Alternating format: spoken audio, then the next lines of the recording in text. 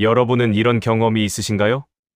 친한 친구가 갑자기 좋은 직장에 취업했다는 소식을 들었을 때, 아니면 오랫동안 함께 일하던 동료가 먼저 승진했을 때, 혹은 SNS를 열었더니 누군가의 여행 사진, 새 차, 새 집이 가득할 때, 분명히 축하한다고 말했는데 마음속 어딘가가 묘하게 불편합니다. 그 감정이 무엇인지 알면서도 스스로에게 이렇게 말하죠. 아니야. 나는 질투하는 사람이 아니야. 그런데 니체는 아주 냉정하게 말합니다.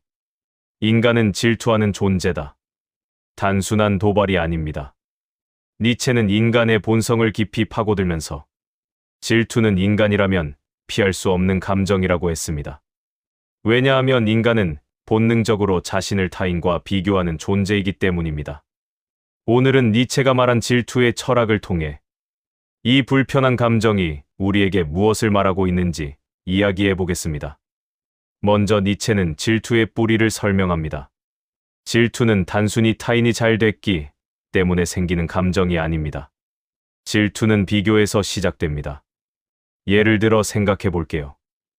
여러분이 아무도 없는 곳에서 혼자 살고 있다고 상상해 보세요. 주변에 비교할 사람이 아무도 없다면 여러분은 질투를 느낄 수 있을까요? 아마 없을 겁니다. 질투는 반드시 비교 대상이 있을 때 생겨납니다. 우리는 일상에서 끊임없이 비교합니다.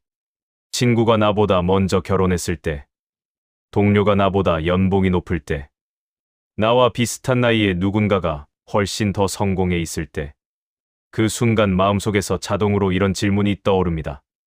왜 나는 아니지? 니체는 이 질문이 질투의 시작이라고 말합니다. 그리고 이 질문이 나오는 순간, 우리는 이미 자기 삶이 아닌 타인의 삶을 기준으로 나 자신을 바라보고 있는 겁니다. 니체는 질투와 관련해서 매우 중요한 개념을 하나 제시합니다. 바로 르상티망이라고 부르는 개념입니다. 우리말로는 원한, 분노, 질시로 번역되기도 하지만 니체가 말하는 르상티망은 그보다 훨씬 깊은 의미를 담고 있습니다. 르상티망이란 자신이 원하는 것을 얻지 못한 사람이 그것을 가진 사람을 향해 품는 복합적인 감정입니다. 단순한 질투를 넘어서 저 사람은 저럴 자격이 없어. 저건 운이었을 뿐이야. 저 사람은 사실 나쁜 사람이야. 라는 식으로 상대방을 깎아내리고 비난하는 방식으로 발전합니다. 니체는 이것을 약자의 심리라고 불렀습니다. 왜냐하면 자신이 올라가는 대신 남을 끌어내리는 방식으로 우월감을 찾으려 하기 때문입니다. 여기서 중요한 것이 있습니다. 니체는 이것이 개인의 나쁜 성격 때문이라고 보지 않았습니다. 오히려 이것은 자기 삶에 대한 힘을 잃었을 때 나타나는 자연스러운 반응이라고 봤습니다. 즉, 질투하고 비난하는 사람은 나쁜 사람이 아니라 자기 삶의 주인이 되지 못한 상태에 있는 사람이라는 것입니다. 그런데 여기서 니체 철학의 흥미로운 반전이 나옵니다. 니체는 질투를 단순히 나쁘고 부끄러운 감정으로만 보지 않았습니다. 그는 질투가 자신이 진심으로 원하는 삶을 가리키는 신호일 수 있다고 말합니다. 생각해보면 그렇습니다. 우리는 아무에게나 질투를 느끼지 않습니다. 축구에 전혀 관심이 없는 사람은 유명 축구 선수의 성공에 질투를 느끼지 않습니다. 요리에 관심 없는 사람은 유명 셰프를 보고 질투하지 않습니다. 우리가 질투를 느끼는 대상은 우리가 깊은 곳에서 원하고 있지만 아직 갖지 못한 무언가를 가진 사람입니다. 그러니까 질투의 감정을 잘 들여다보면 거기에는 내가 삶에서 진심으로 원하는 것에 대한 단서가 숨어 있습니다. 질투를 부끄러워하지 마라. 그것이 무엇을 향하고 있는지 직면하라. 자, 이제 핵심입니다. 질투를 느끼는 순간, 인간은 두 가지 선택지 앞에 서게 됩니다. 첫 번째 선택은 상대방을 깎아내리는 것입니다. 저 사람은 그냥 운이 좋았을 뿐이야. 배경이 좋으니까 그렇지. 나처럼 맨몸으로 시작했으면 어림도 없었겠지. 저 사람, 겉으로는 화려해 보여도 속은 엉망일 거야. 이 방식은 잠깐의 위안을 줍니다. 하지만 아무것도 바뀌지 않습니다. 상대방의 성공이 사라지는 것도 아니고 내 삶이 나아지는 것도 아닙니다. 두 번째 선택은 자기 삶을 바꾸는 것입니다. 질투를 느끼는 순간 이렇게 묻는 것입니다. 저 사람처럼 되려면 나는 무엇을 해야 할까? 그리고 그 답을 찾아 행동하는 것입니다.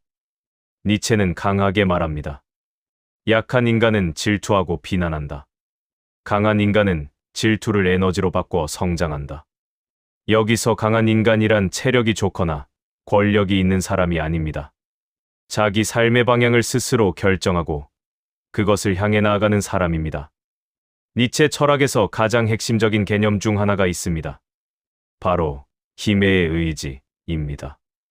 많은 사람들이 이것을 권력욕이나 지배 욕구로 오해하지만 니체가 말하는 힘의 의지는 그런 뜻이 아닙니다. 그것은 인간이라면 누구나 가지고 있는 자신을 더 강하게, 더 충만하게 만들고 싶어 하는 근본적인 욕구입니다. 어린아이가 걷고 싶어서 넘어지면서도 다시 일어나는 것. 운동선수가 한계를 넘고 싶어서 매일 훈련하는 것. 예술가가 더 좋은 작품을 만들고 싶어서 밤을 새는 것.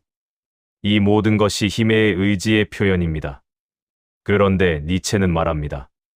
질투는 이 힘의 의지가 올바르게 발휘되지 못하고 왜곡되었을 때 나타나는 감정이라고. 즉, 내 안에 성장하려는 에너지가 나 자신을 향하지 못하고 타인을 향한 비교와 비난으로 흘러갈 때 그것이 질투가 됩니다. 그래서 니체는 이렇게 말합니다. 질투를 부정하지 말고 그 에너지를 성장의 방향으로 돌려라. 니체가 살았던 19세기와 지금은 많이 다릅니다. 하지만 그의 통찰은 오히려 지금 더욱 강력하게 적용됩니다. SNS가 없던 시대에는 비교할 수 있는 대상이 한정적이었습니다. 주변 몇십 명, 많아야 몇백 명과 비교했겠죠. 하지만 지금은 어떤가요? 스마트폰을 켜는 순간 전 세계 수십억 명의 하이라이트가 눈앞에 펼쳐집니다. 누군가의 완벽한 몸매, 누군가의 럭셔리 여행, 누군가의 빛나는 커리어, 누군가의 행복한 가족. 우리는 하루에도 수십 번 저 사람들의 하이라이트와 내 일상의 민낯을 비교합니다. 이것이 현대판 르상티망입니다. 니체가 이 시대를 봤다면 아마 이렇게 말했을 겁니다. 인간이 이토록 대규모로 서로를 비교하는 시대는 없었다. 질투가 공기처럼 떠도는 시대다. 하지만 이 시대에도 니체의 해답은 같습니다. 타인의 하이라이트가 아니라 자신의 삶에 집중하라. 니체 철학에서 가장 유명한 말 중 하나가 있습니다. 너 자신이 되어라.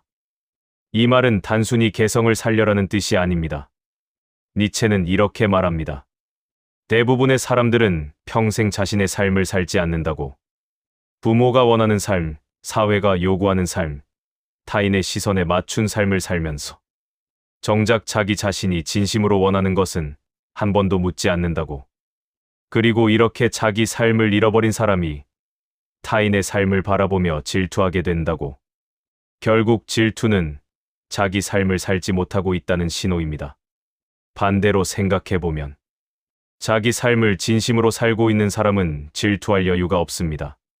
자신의 목표를 향해 달려가는 사람은 남이 어떻게 사는지를 질투할 시간이 없습니다. 니체는 그래서 말합니다. 질투를 없애는 방법은 타인을 외면하는 것이 아니라 자기 자신을 향하는 것이다. 오늘 니체가 말한 질투의 철학을 통해 우리는 이것을 알게 됐습니다. 질투는 비교에서 시작됩니다. 질투는 당신이 원하는 삶을 가리키는 신호입니다. 질투 앞에서 약한 인간은 타인을 비난하고 강한 인간은 자신을 바꿉니다. 그리고 질투에서 벗어나는 유일한 길은 자기 자신의 삶을 사는 것입니다. 누군가를 질투하는 마음이 들 때 그 감정을 억누르거나 부끄러워하지 마세요. 대신 그 감정에게 조용히 이렇게 물어보세요. 너는 내게 무엇을 말하고 싶은 거니? 그 대답 속에 당신이 진심으로 원하는 삶의 단서가 있을 겁니다. 타인의 성공이 아닌 나 자신의 성장에 집중할 때 질투는 사라지고 당신의 삶이 비로소 시작됩니다.